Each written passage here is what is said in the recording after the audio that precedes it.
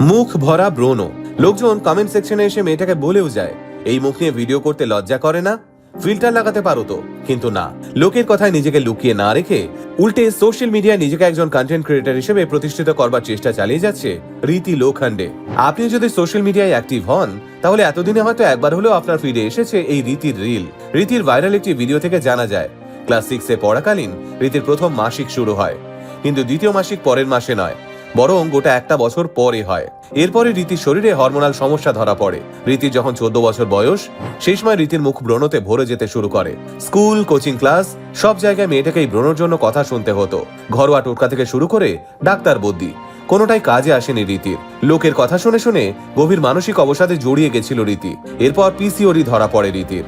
পিসিওডির ফলে facial hair loss, weight gain সব ধরনের সমস্যার মধ্যে ধীরে ধীরে জর্জরিত হতে শুরু করে রীতি।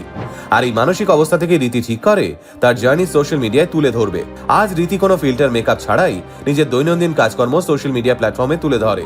সত্যি মেয়েটার অদ্ভুত আত্মবিশ্বাস, যা ওর প্রতিটা ভিডিওতে ফুটে ওঠে। পিসিওএস কিংবা পিসিওডি নিয়ে রীতির মতো বহু বহু মেয়েরাই এইভাবে নিঃশব্দে লড়ছে।